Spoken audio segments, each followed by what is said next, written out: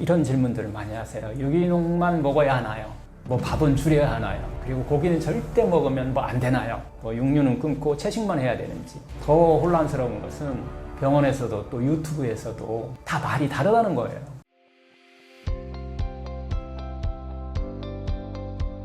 암 환자에게 좋은 식사법은 무엇인가요? 많은 분들이 암을 진단받고 좀 헷갈려하는 분들이 있는데요. 이런 질문들을 많이 하세요. 유기농만 먹어야 하나요? 뭐 밥은 줄여야 하나요? 그리고 고기는 절대 먹으면 뭐 안 되나요? 뭐 육류는 끊고 채식만 해야 되는지. 탄수화물 줄이고 뭐 저탄고지죠? 뭐 그런 식단을 해야 하는 것은 아닌지. 더 혼란스러운 것은 병원에서도 또 유튜브에서도 다 말이 다르다는 거예요. 오늘 많은 분들이 헷갈려 하시는 식단 선택의 어떤 기준과 원칙을 또 마찬가지 의학적으로 또 자연의학적으로 그리고 일상 실천 루틴을 어떻게 해야 되는지 구체적으로 쉽게 한번 이야기를 해보겠습니다.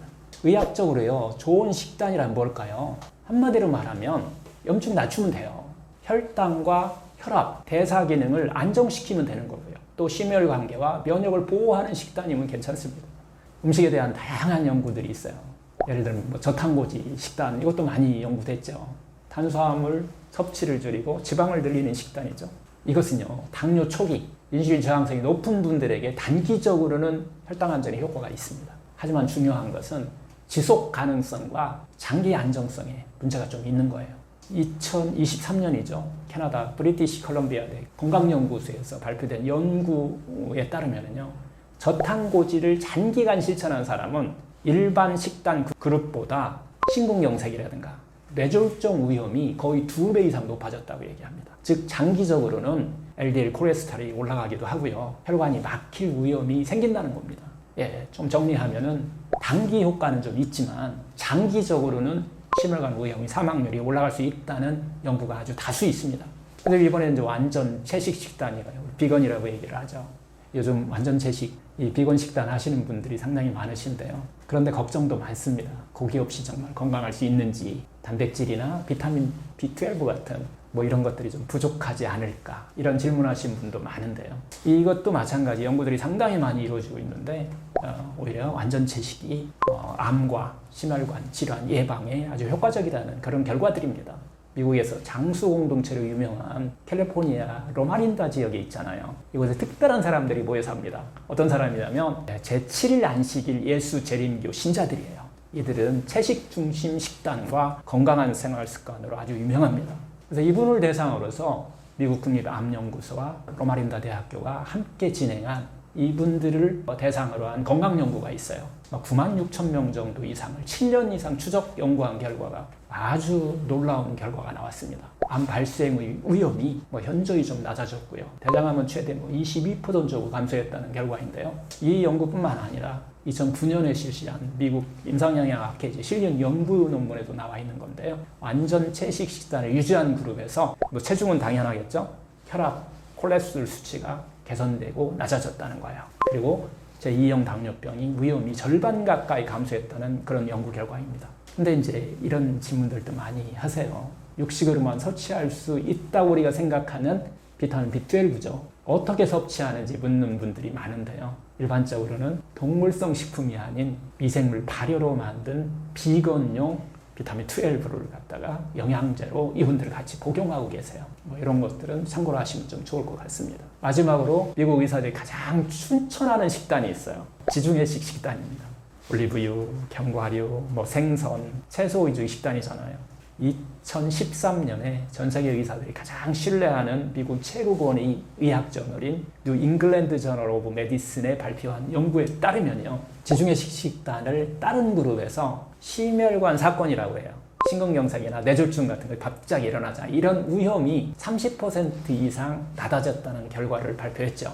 결국 우리가 한번 전체적으로 의학적으로 정리해보면 염증 낮추고 혈당과 혈압을 안정시키면서 장내 미생물 환경을 갖다가 건강하게 유지하는 그런 방향이어야만 바로 우리는 건강한 식단이다라고 이야기할 수 있다는 겁니다. 결국 우리가 매일 먹는 이 한 끼 한 끼가 약이 될 수도 병이 될 수 있다는 거예요. 과학도 연구도 다 그렇게 말하고 있습니다. 자연의학에서는 이렇게 말합니다.